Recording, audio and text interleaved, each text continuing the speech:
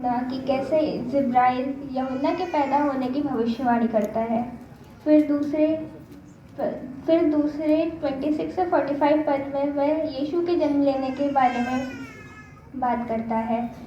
इससे हम सभी जानते हैं कि आज से ठीक 10 दिन बाद हम क्रिसमस मनाएंगे, यीशु का जन्मदिन मनाएंगे, यानी 25 दिसंबर को। ऐसा कहाँ लिखा है कि हम 25 दिसंबर को ही क्रिसमस मनाते हैं? आइए इसका रहस्य जानने की कोशिश करते हैं।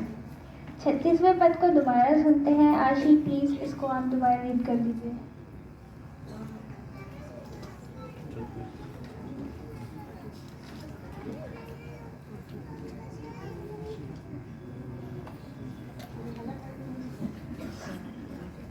और देख, तेरी कुटुंबिनी एलीशिबा के भी बुढ़ापे में पुत्र होने वाला है।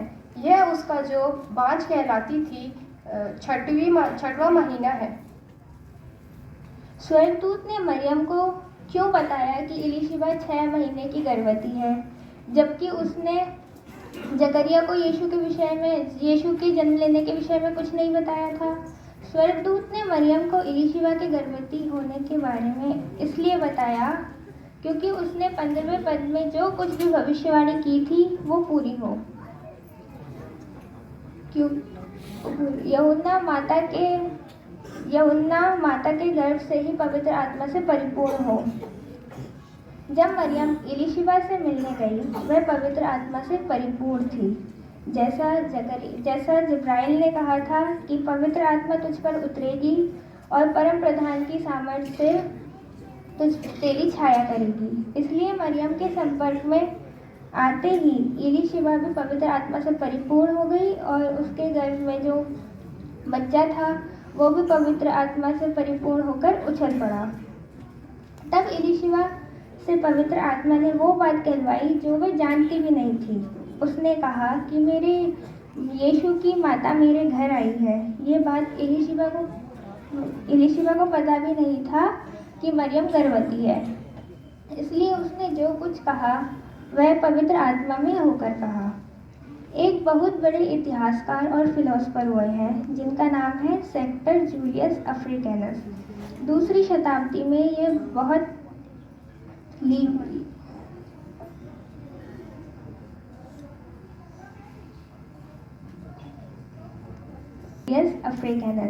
दूसरी शताब्दी में ये लीबिया के फिलोसफर हुए हैं।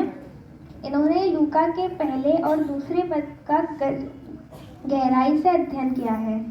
जकरिया कब अपनी ड्यूटी करता था, जकरिया कब अपने घर आया, मरियम किस दिन एलीशिबा से मिलने गई। गहन अध्ययन करने के बाद इन्होंने यह नतीजा निकाला कि जिस दिन मरियम एलीशिबा से मिलने गई थी वो 25 मार्च का दिन था।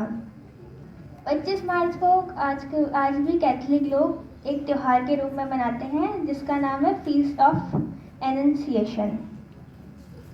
यानी इन्होंने मरियम के गर्भवती होने की तारीख 25 मार्च निकाली। इस हिसाब से यीशु के जन्म की तारीख 25 दिसंबर निकलती है, क्योंकि बाइबल बताती है कि यीशु ने जब जन्म लिया ना तो वो अपने समय से पहले पैदा हुआ ना समय के बाद पैदा हुआ, और ठीक अपने 9 महीने में ही पैदा हुआ, यानी 25 दिसंबर को।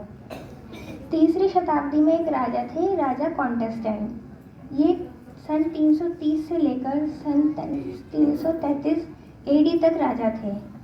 इन्होंने बाद में यीशु मसीह के विषय किया और ये जान लिया कि यीशु एक जीवित परमेश्वर है। इन्होंने इतिहास से जानकारी लेकर और अपने धर्मगुरुओं की सलाह पर सन 336 में 25 दिसंबर को क्रिसमस के रूप में घोषित किया। सार्वजनिक अवकाश मनाने वाले लोग भी बढ़ गए। इन्होंने पहले क्रिसमस की छुट्टी सन 379 में घोषित की थी। सन 432 में रोमन साम्राज्य का लोकप्रिय त्यौहार बन गया। ये पहले यूरोप से अफ्रीका में मनाया गया। सन 336 में 25 दिसंबर को क्रिसमस के रूप में घोषित किया। सार्वजनिक अवकाश मनाने वाले लोग भी बढ़ गए।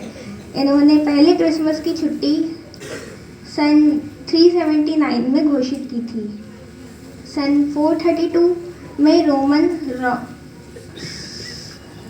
साम्राज्य का लोकप्रिय त्यौहार बन गया। ये पहले यूरोप से अफ्रीका में मनाया गया, अफ्रीका से भारत में आया। हमारे लिए ये महत्वपूर्ण नहीं है कि ये किस तारीख को पैदा हुआ। हमारे लिए ये महत्वपूर्ण है कि वह कैसे और क्यों पैदा हुआ। वो हमारा उद्धार करने आया है और हमें अनंत जीवन मिले, इसलिए वो आया है। हम हर साल क्रिसमस मनाते हैं, पर क्या हमारा उद्धार हुआ है? हम कैसे जान सकते हैं कि हमारा उद्धार हुआ है? अगर ये 4 बातें हमारे अंदर है तो हाँ, हमारा उद्धार हुआ है। पहला, उद्धार पाया हुआ व्यक्ति परमेश्वर से प्रेम करता है।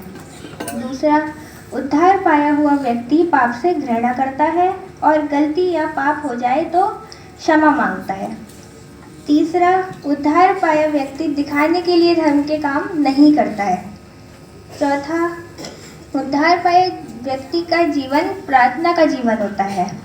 अगर ये 4 बातें हमारे अंदर हैं तो हाँ, हमारा उद्धार हुआ है, और अगर नहीं है तो हम कोशिश करते हैं कि हमारा उद्धार हो। परमेश्वर के वचन के सुने जाने और पढ़े जाने पर उसके आशीर्वाद।